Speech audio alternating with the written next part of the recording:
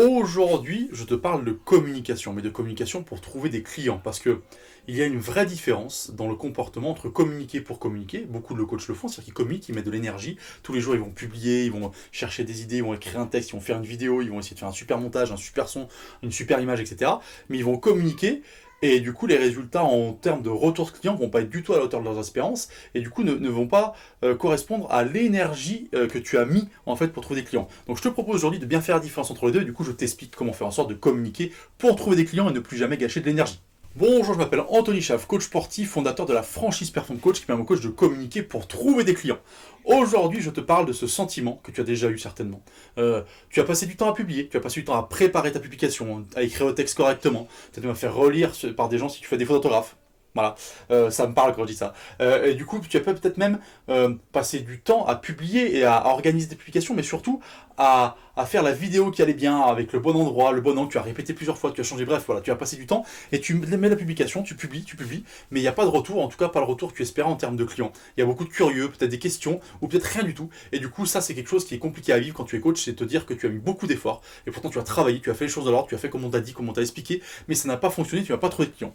Je vais t'expliquer maintenant quelles sont les différences entre ces deux pans, et du coup surtout comment savoir communiquer pour trouver des clients.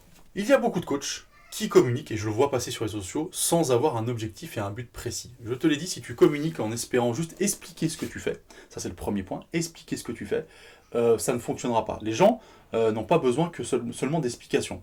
Quand tu vas acheter n'importe quel produit, à un moment donné, on va t'expliquer peut-être comment il marche. Mais ce qui va t'intéresser, c'est les résultats. Si tu vas acheter une enceinte extérieure pour faire de la musique que tu veux mettre pour tes cours, par exemple, bah, du coup, tu vas demander au monsieur, eh ben, écoutez, moi, j'aimerais que ça soit puissant parce que je suis en extérieur, je suis en des retours, j'aimerais de la qualité, etc. Il va pas t'expliquer comment marche le processeur, comment ça marche ce qu'il y a à l'intérieur, je sais même pas s'il y a un processeur d'ailleurs, tu vois, il va pas t'expliquer l'intérieur, il va te dire, ok, ça fait tant de hertz, ça fait tant de trucs, et ça va vraiment avoir un son qui va se déplier comme ça, regardez, écoutez, la musique est différente, etc. Il va te montrer le produit final, d'accord? Il va pas t'expliquer comment ça fonctionne, il va te dire, vous voulez ça, je vous vends ça. Et ben c'est ce qu'il faut faire avec tes clients. Ils veulent ça, vends-leur ça. Voilà. Après la méthodologie, j'allais dire, on s'en fout tant que ça fonctionne. Est-ce qu'on s'en... Ce n'est pas important. Ce n'est pas important. Donc ça c'est un point qui est primordial, c'est du coup être capable d'expliquer aux personnes quand tu vas communiquer ce que tu fais, ce que tu vas leur apporter et non pas forcément tout le temps comment ça marche.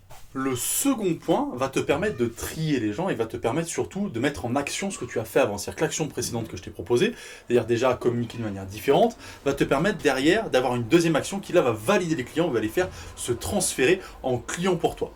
La deuxième étape qui va te permettre de transformer les personnes qui te suivent en clients, eh ben, elle va être dans ma newsletter ce soir à 18h. Pour t'inscrire à la newsletter, c'est simple. Tu cliques en dessous, il y a un lien. Et ce soir à 18h, tu recevras la réponse et la suite qui va te permettre maintenant de mettre la première étape en action, mais de lier la première étape à une deuxième pour enfin avoir des résultats, c'est-à-dire trouver des clients.